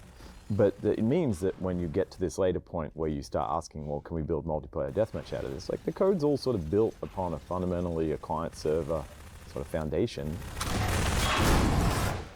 Definitely the most entertaining thing that you could throw at somebody that happened to be scattered around the world was picking up a toilet and hurling it at someone's head, and then having that show up in the upper right corner of your screen with name, toilet name, was very satisfying. Bellissimo. I was also selfishly trying to get the game ported to multiplayer so then we can release the tools, the SDK, ready to go. Like, it meant like mod makers could just immediately start making multiplayer game mods rather than waiting for us to do it or someone else to pick it up.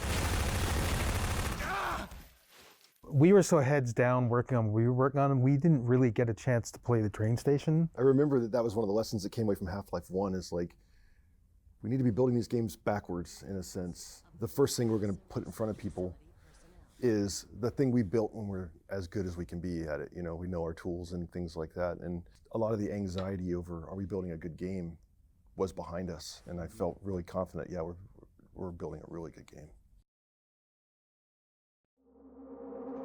Il sogno di uccidere tutti i soldati col VC. Sì. Capitolo 9.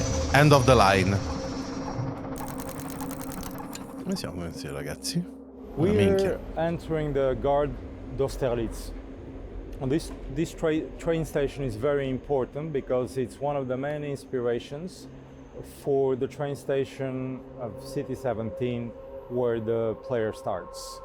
The reason why I'm using a Parisian station produced by Eiffel, who did the Eiffel Tower, is that there's an identical station in Budapest. Train station's the last bit we worked on, right? Yeah. And we always want to build the start of the game late, as late as we can, because we understand our game at that point. In general, the train station was a really interesting problem because it was basically one big choreo sequence intended to deliver atmosphere and story and background and sort of set your expectations for the world. We let the level designers, who were really good at this stuff, figure out what was a good experience. And then we were kind of always there to provide dialogue, acting, stuff like this guy. I think it was pretty clear, too, that we wanted to provide incentive to the player at this point.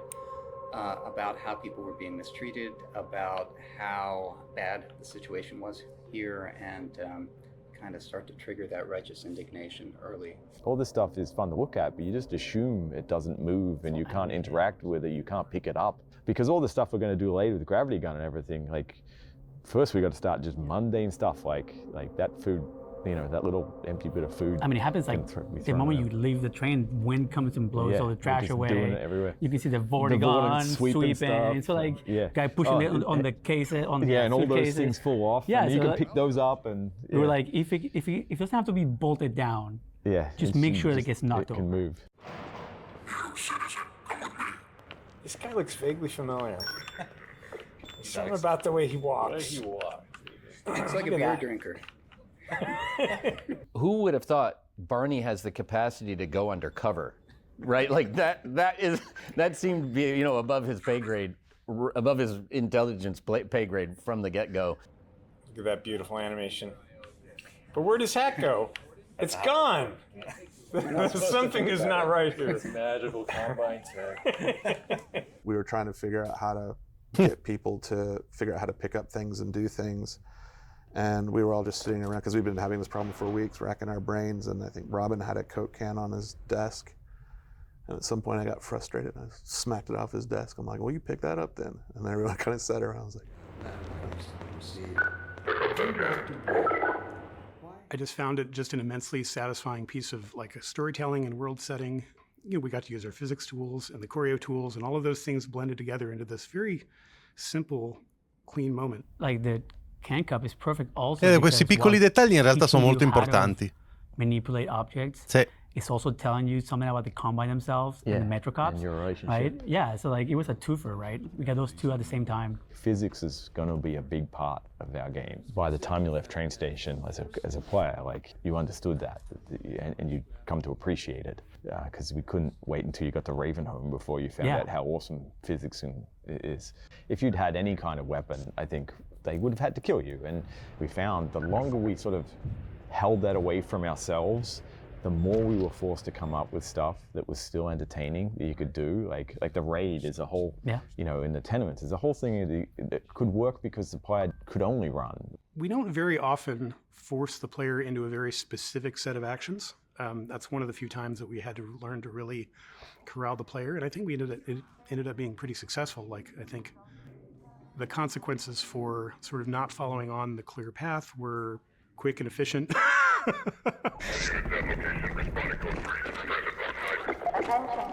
Get in here, quick! Keep moving, head for the roof! So when you build a world, I start with the infrastructure. What's really interesting for me is what is not visible to the tourist, which is the courtyard, the backyard, the shafts and the smokestacks and the wires. And every city has this whole existence And you know, people are usually blind to it, and we tend to look at storefronts, right? Yeah, I mean, a lot of it came down to art direction. I mean, Victor was very familiar with all that, the look and feel. You know, there was certain patterns and certain, iconic shapes that anybody who lived there could pick up on. You know, they're like, oh yeah, my grandmother had that dress, or whatever. And my parents are from Argentina, and so they have that kind of sensibility, but a lot of it came down to the reference gathering, which was from Bulgaria, from Paris. We have these buildings that again have back courtyards, they have big staircases. Anche l'illuminazione. Attic spaces, cellar spaces, and the apartments have big windows and thick walls. So this was providing already a lot of context for people who can hide in these apartments. Stop! We didn't do anything!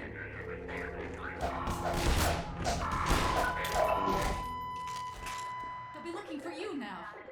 You'd better run. I remember that we wanted to have the player see proof that the Combine were evil people, not that they were gray in any way, that they were objectively the bad guys. And then we had it to where you go upstairs, and then we really carefully and intentionally framed the reveal of the world to where you see the Citadel front and center, and it's clearly in an alert state. The four of us, the City 17 Cabal, we'd done City 17, which is a bunch of hard problems. We'd done Ravenholm, which is a different set of hard problems. We were like, I don't know, 4 months from trying to lock down the game or something. I mean, it was really late. I may have the dates wrong, but it was really late. Mm-hmm. And there was a bunch of gameplay that was in there that hadn't really received a lot of like development. We were coming from working with pretty much every tool in the game in C17 to going back to basically you have a pistol and metric ops. Not much really. Yeah. So John Guthrie and I absolutely love exploding barrels. So we just used them absolutely everywhere we could. We set them up. We loved magnets and physics. It's just one of my favorite tools. It's basically you have a point in space that when a character dies, they turn into a ragdoll, and then you have a ragdoll magnet that says, okay, if there is any ragdoll in this radius, pull towards me, and then you can give it a strength.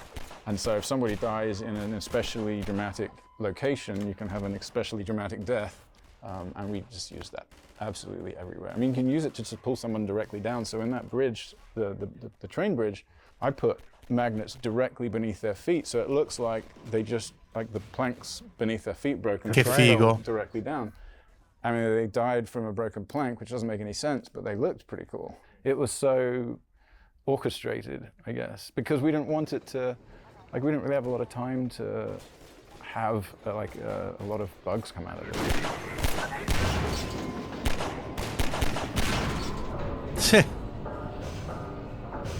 No, ma questo è uno dei grandissimi capolavori della storia videoludica. Questo è proprio uno delle pietre miliari più assolute. Questo. And we were thinking about Street War, and we were like, well, we just had like this incredibly intense, Strider fight. How are we going to outdo that, especially when we only got a month to do this thing? We then came up with the idea of like, well, what if we made this just be your god, and this is the reward? You've won the game. Enjoy. We're going to break all the rules and let you be God for a little bit. Picking up, the enemies as ragdolls and throwing them around really came out of that development tool, because you could pick them up and move them around, and people are like, I don't know, that's pretty fun. Why can't we do that in the game? It was either a week or a day. It was incredibly quick. I had every single mechanic of the Citadel mocked up. The Combine ball was actually a very, very heavy watermelon that would bounce around and eventually break up. I had spikes in the wall that you could skewer them on. We had electric fields that you can throw them in.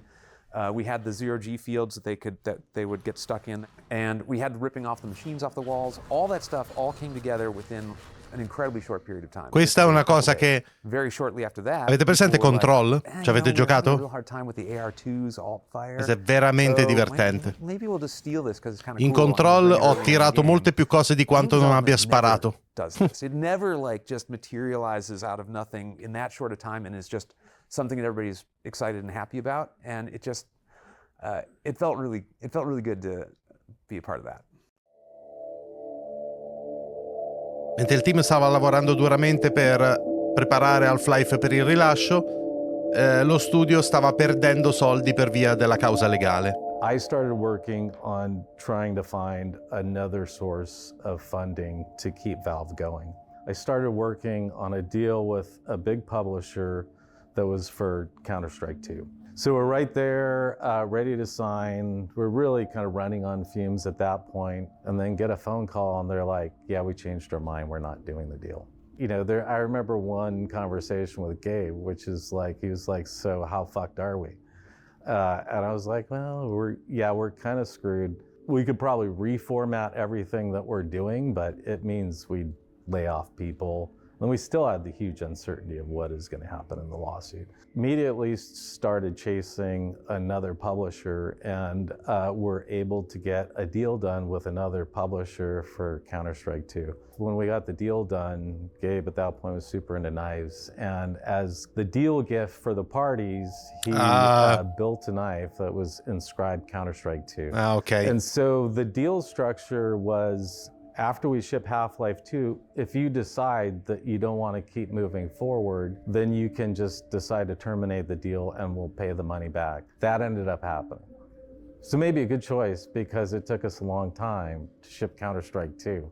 So that we got done in probably May of 2003. And then through some more depositions, Vivendi figured out that we had gotten this new infusion of capital and kind of lost their mind trying to figure out how did that happen, because it was clearly part of their strategy was, you know, running us out of money. But what we decided was, hey, let's focus on the real nub of this and the thing that's going to lead to a resolution. Getting the judge to decide that we were right about the cybercafe business, and also to decide that we were right that if you were distributing these properties without a license, that's copyright infringement.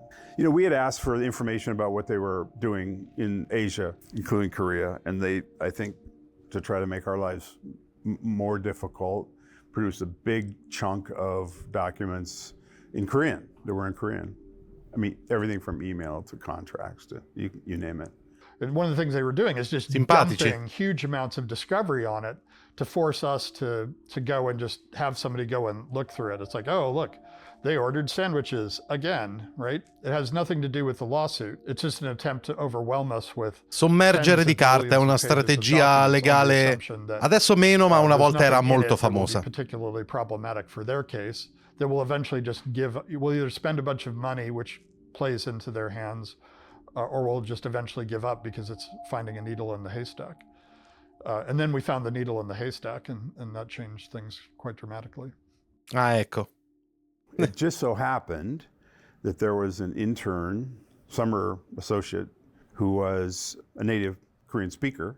And I said, Andrew, hey, can you look at this pile here and can you just tell me what's in there? I would guess Lo that stagista. particular intern probably went through a couple thousand documents that day, and only one was consequential. And they said, well, there's these other emails between these vice presidents where one says something like, hey, we destroyed those Valve documents like you asked. And I said, Babam. Are you sure it says that? And I said, yeah, that's what it says. And so, of course, that led to a conversation between me and the lawyer for the other side about, hey, it looks like your guys are destroying evidence. What's up with that? They wrote back and said, you're out of your mind. Whoever translated doesn't know what they're talking about. And I talked to Andrew again. I said, well, it looks like we're going to have a kind of a fight about this. We're going to need an affidavit from you about your translation. Can you tell me a little bit about your Korean skills? He goes, well, I'm a native speaker. At UCLA, I majored in Korean language studies. And I said, that's good. That sounds like we're in good shape. Minchia. Assistant general manager Lo stagista, in Korea, ok. sending the letter to the general manager of Korea saying, I have destroyed those documents related to the Valve case as directed, which I think is one of Carl's happiest moments as a lawyer in his entire career. Just like stuff like this never ever happens. Porca troia, avrei gioito anch'io e non sono un avvocato. Lo capisco perfino io. Maybe there was document destruction that couldn't be proved, but that was like we're talking about it in writing. I'd never seen that before. At that point, Judge Zilli said all matters of fact are now, according to Valve, you don't get to contest any of those. Now we're just discussing how much you're going to have to pay and what the damages are. And Gabe was still pretty mad. He was mad. He really didn't want to settle. He was mad enough that he wanted to keep going.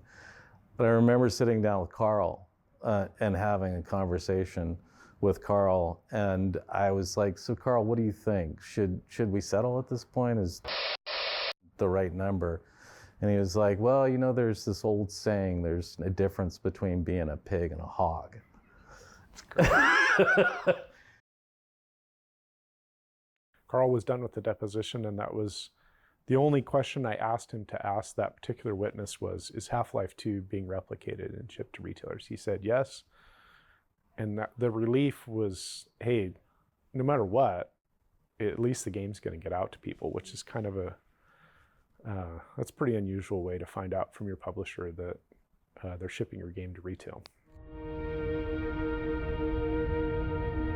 Half-Life, rilasciato il 16 novembre 2004.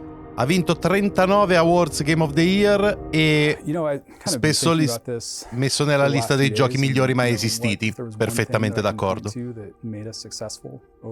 Over that development period, and I think that it was really this culture that Gabe created where we were hiring people that were senior enough to be managers but also passionate enough to still be individual contributors. They were willing to stake their credibility and their name on these big features and sometimes spend years working on those features. Yeah, and it was like 6-7 days a week, 10 to 14 hours a day. It wasn't always, I would say, a good 18 months at least, but a lot of good memories though. I mean, everyone in that room has such great sense of humor. Like we knew each other's sense of humor. We trusted each other, we respected each other enough that like we could rib each other without like stepping on each other's toes and stuff, and it just worked pretty well. It was just bigger, more pressure, but and I think that seriousness in some ways, there's still humor, but that seriousness kind of infuses into the game. You feel it's a heavier game. It's the most cohesive product feeling I can think of at scale that we've done as a company. The whole company was just aligned and got it done. I think back on this experience and it was a really hard time, but I feel super grateful because we were supported to make the very best game that we possibly could, and given the time to do it, we're going to ship it when it's done, even when we made unreasonable promises about when that might be in advance. And it was also at a time before the game industry was quite as specialized as it is now, where people got to wear multiple hats and contribute in all these different ways. So it was a rare life experience, and I'm really grateful to have been part of it. E mica perché è andata bene comunque alla fine. Epilogo. Gli episodi. Ok.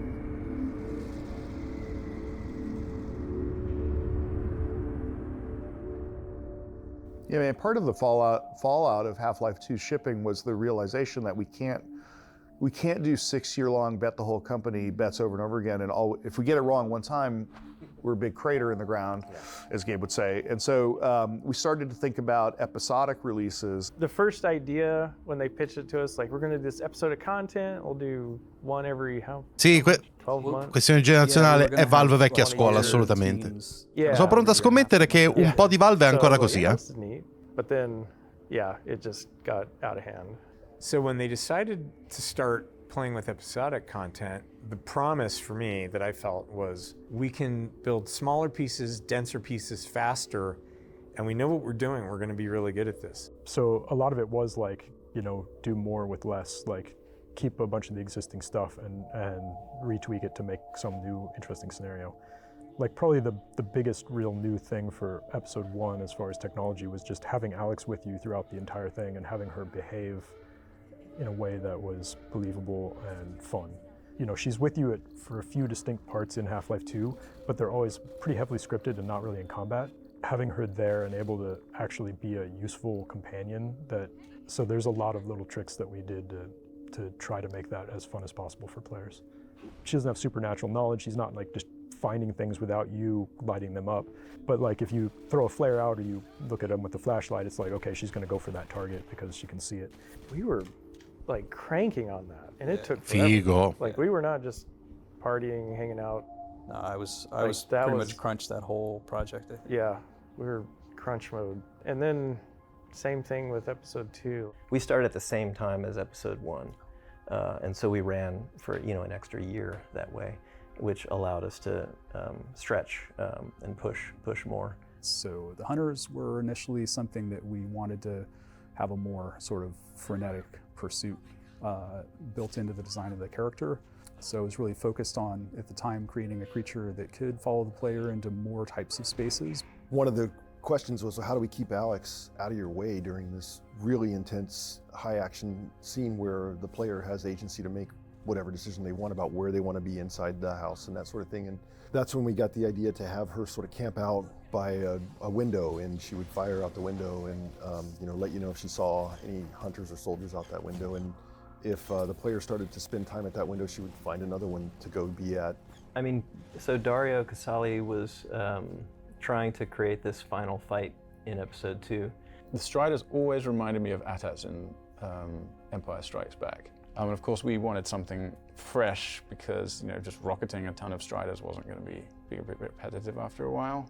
So that's when we started collaborating, talking about the Magnuson device and the hunters and how would those all come together to make this sort of an overwhelming 25, 30-minute battle set piece.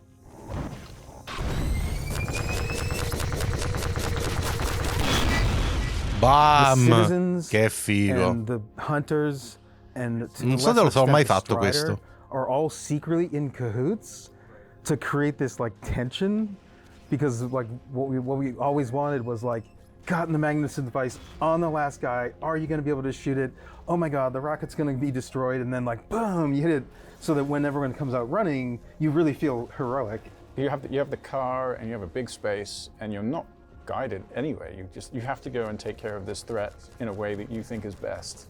I think it pays off. It makes the player feel like, I did this myself. I wasn't guided by a level designer at all, because we give them so many options, right? We have, you can kill the hunters with driving the car into them. You can pick up a log and throw at them. You can pick up a Magnuson device and throw it too soon, and they'll shoot it down. You have to learn, oh yeah, I have to kill the hunters first. You can use rockets to kill the hunters. You have options, and you have time and you have space, but we dial the tension and the pacing up pretty slowly over time. Yep. Guarda che figo. Tuttora, The kind of cinematic destruction stuff that happens in there. It was so hideously faked, because basically we would send a Strider who would do that sort of the low scuttling run, and he would just sit there and wait, just staring at this building until the player could see the Strider plus the building. Framed up He would correctly. literally sit there forever. We dial the tension and the Però è figo, c'ha una pacing soluzione up interessante. pretty slowly over time. The playtests we like the most is when the Strider's, he's getting ready to shoot the rocket, and then the last Magnuson device goes off, and then he's done.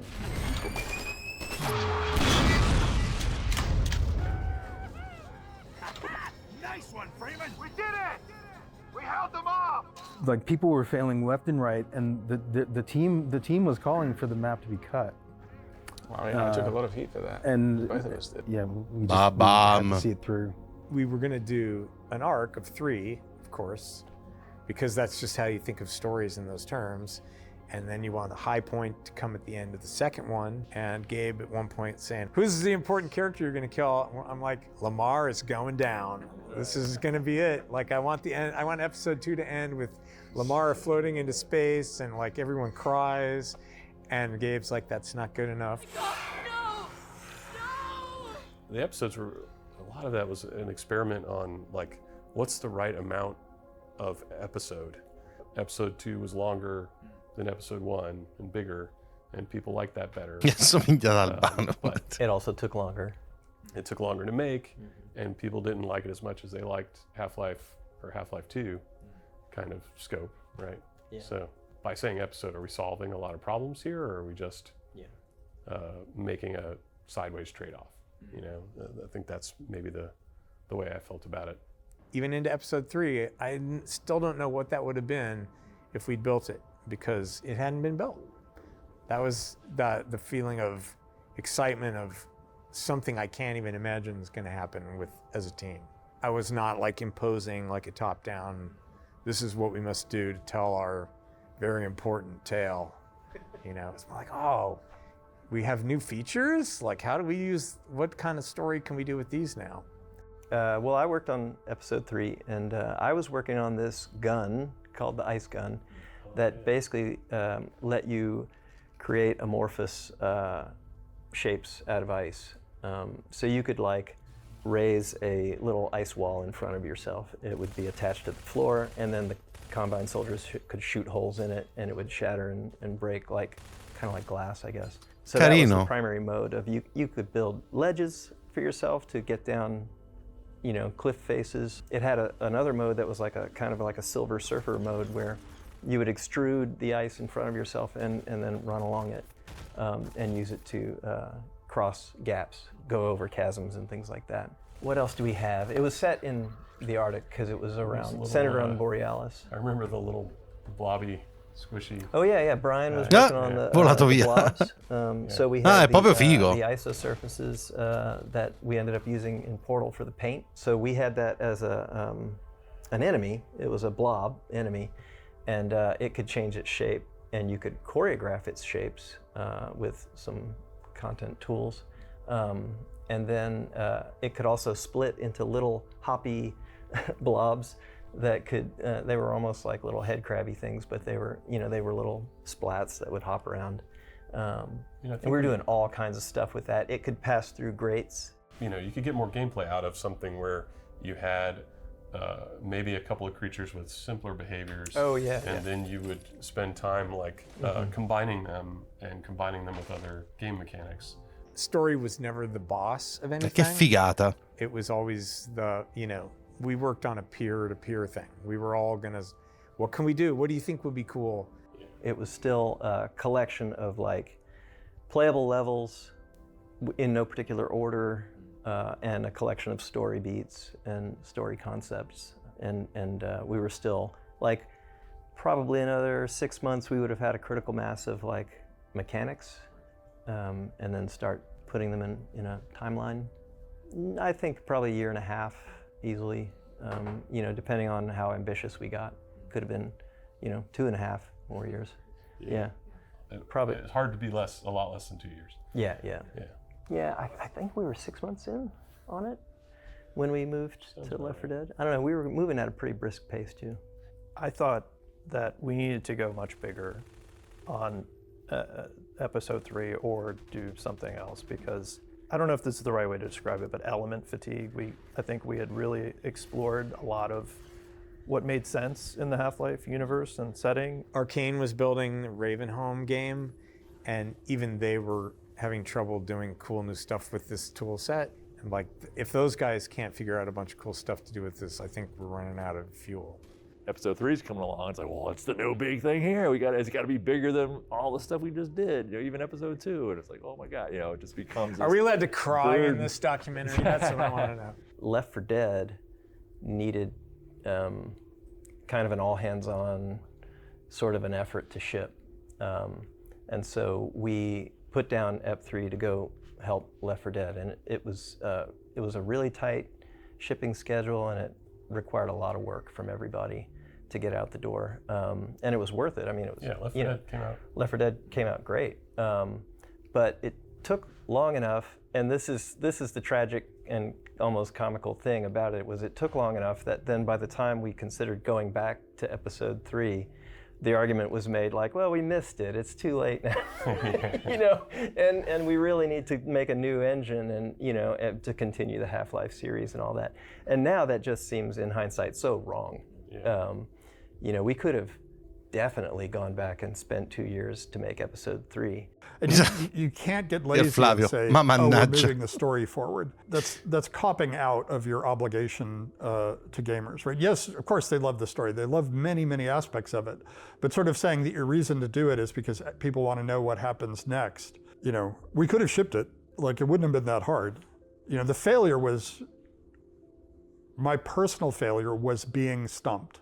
Like, I couldn't figure out why doing episode 3 was pushing anything forward. But yeah, I mean, some of those people made Left 4 Dead 2 and then Portal 2. So, yeah, we did other things instead. It's not like that choice would have been free.